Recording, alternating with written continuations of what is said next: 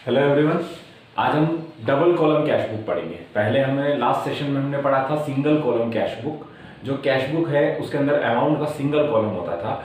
अब हम जो अगला टॉपिक है हमारा डबल कॉलम कैश बुक। यहाँ पर कैश बुक ही बनेगी लेकिन उसमें अमाउंट के दो कॉलम्स होंगे, एक कैश का कॉलम होगा और एक बैंक का कॉलम होगा। मतलब यहाँ पर दो अमाउंट के कॉलम हो जाएंगे, एक कैश से रिलेटेड ट्रांजेक्शन का और एक बैंक से रिलेटेड ट्रांजेक्शन का। अब ये डबल कॉलम कैश बुक की जरूरत क्यों पड़ती है?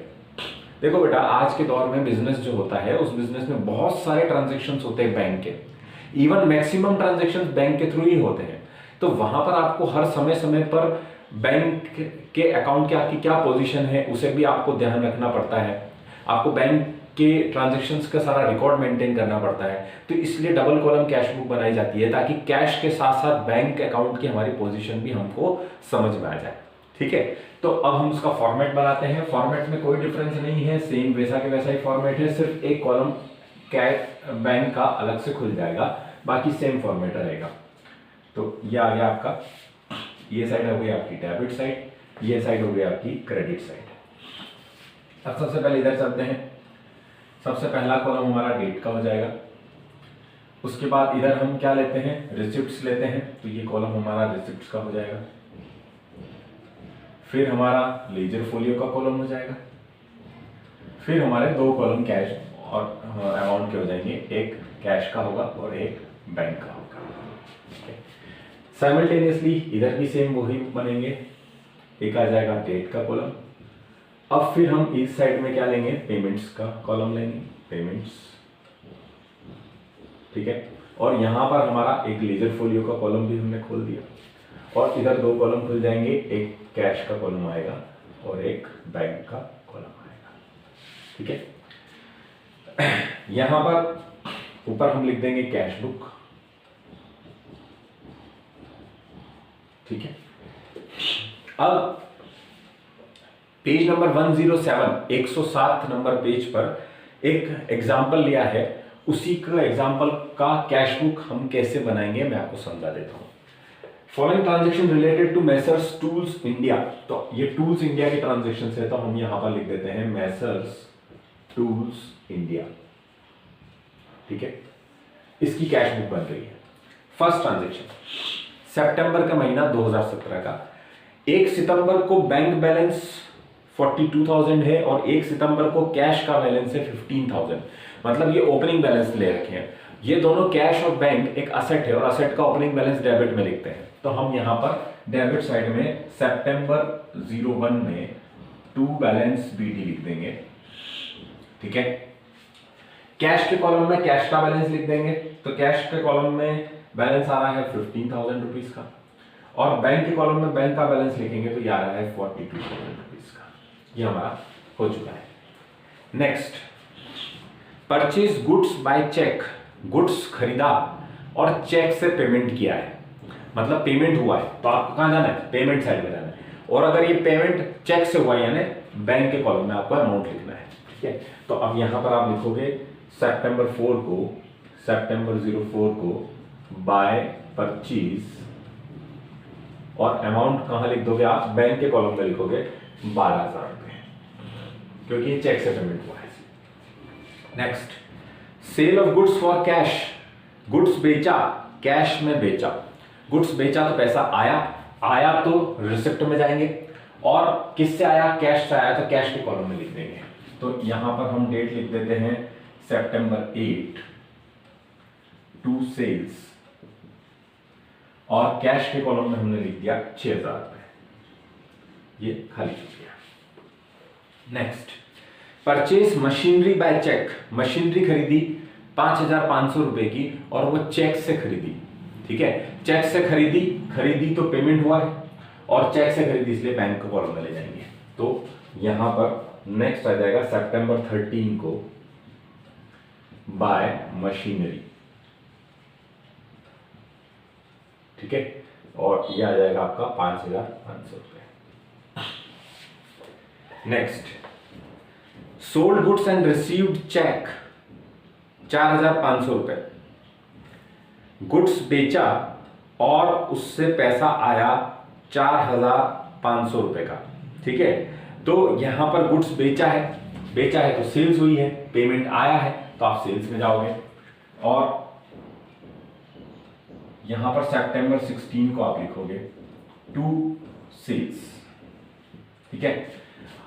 और ये जो पैसा आया वो सेम डे बैंक में जमा करा दिया, मतलब ये चेक से पैसा आया तो आप बैंक वाले कॉलम में लिख दोगे 4,500 रुपए, ठीक है। Next, purchase goods from Mridula in cash, Mridula से गुड्स खरीदा कैश में, गुड्स खरीदा तो पेमेंट हुआ है और कैश में हुआ, इसलिए कैश कॉलम में जाएंगे, तो ये आ जाएगा सितंबर 17 को बाय परचेज, और कैश कॉलम में आ जाएगा 17,400 रुपए।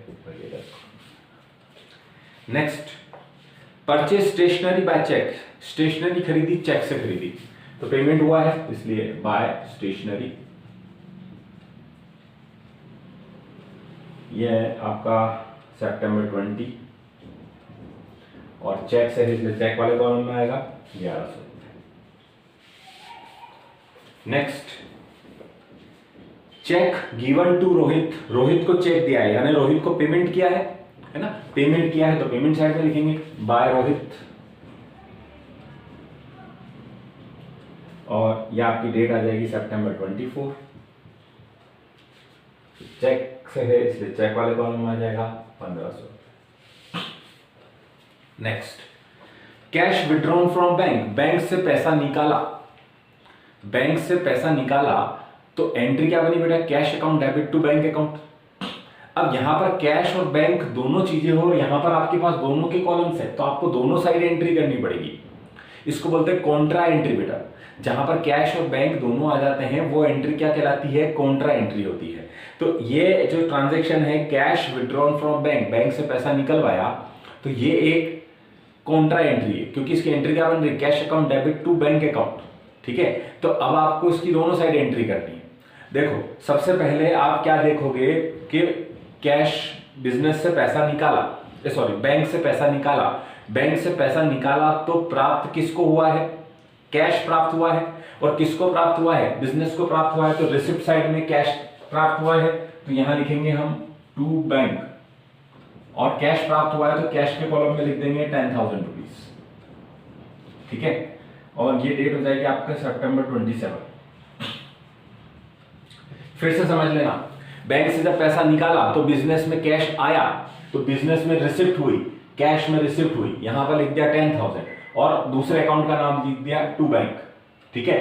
फिर आपको बैंक से पैसा गया तो बैंक से पेमेंट हुआ, तो पेमेंट साइड में पेमेंट में जाना है और बैंक में पेमेंट बता देना है, तो यहां पर लिखेंगे अपोजिट अकाउंट का नाम बाय कैश और पेमेंट में लिख देंगे 10,000, ठीक है। मतलब ये वाला ट्रांजैक्शन की जो एंट्री होगी, जो कॉन्ट्रा एंट्री होगी, वो दोनों साइड होगी, क्योंकि यहां पर दो कॉलम है, कैश का भी बैंक का भी, इधर भी दो कॉलम है, कैश का भी बैंक का भी।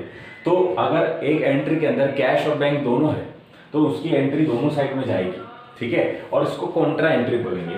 और फिर आप ये जो लेजर फोलियो का कॉलम है, दोनों साइड में सी और सी लिखोगे, सी फॉर कॉन्ट्रा, ठीक है। तो ये इस तरह से इसकी एंट्री होगी। Next, rent paid by cheque, cheque से रेंट का पेमेंट किया है, पेमेंट किया है तो पेमेंट साइड में लिखेंगे बाय रेंट, और चेक से पेमेंट किया है तो बैंक के कॉलम में ले लेंगे अपन 2500 रुपए, 2500 रुपीज, और ये डेट आ जाएगी आपकी सितंबर 30, ठीक है। नेक्स्ट, सैलरी पेमेंट किया है 3500 रुपए, तो सितंबर 30 को ले लोगे आप बाय सैलरी, और ये आ जाएगा आपका 3500 रुपये पेमेंट हुआ है, तो ये कैश से पेमेंट हुआ है, आप 3500 रुपये यहाँ ले लोगे, ये आ जाएगी आपके, ये आपके सारे ट्रांजेक्शन हो चुके हैं। अब हमें इसकी बैलेंसिंग करनी है, तो बैलेंसिंग कैसे करेंगे, पहले यहाँ की टोटल लगाएंगे हम दोनों साइड की, तो यहाँ पर हमने टोटल लगा दी, इसकी टोटल आ रही है आपकी 31,000 और इधर की टोटल आ रही है आपकी 46,500, ठीक है। अब ये कैश की बात करते हैं, पहले कैश की टोटल आ रही है 31,000, 31,000 में से ये और ये दोनों माइनस करेंगे, जो डिफरेंस आएगा वो यहाँ लिखेंगे, तो डिफरेंस इसका आ रहा है 10,100, ये 10,100 आपका क्लोजिंग बैलेंस आ गया बाय बैलेंस CD, और ये कब होगा, लास्ट डेट को, तो सितंबर 30 को ये बैलेंस निकल गया। फिर इधर की टोटल हो रही है, बैंक के कॉलम की टोटल हो रही है 46,500। इधर 46,500 में से बैंक के ये अदर आइटम्स को माइनस करोगे तो डिफरेंस आपका यहाँ पर आ जाएगा 13,900। ठीक है, फिर हमने ये बैलेंस वापस कर दिया, इसको 31,000 आ गया, और इधर आ गया 46,500। ठीक है, तो इस तरह से आपको ये डबल कॉलम कैश बुक को बनाना है। तो फ्रेंड्स, आपको वीडियो पसंद आया, वीडियो को लाइक करें प्लस चैनल को सब्सक्राइब करें।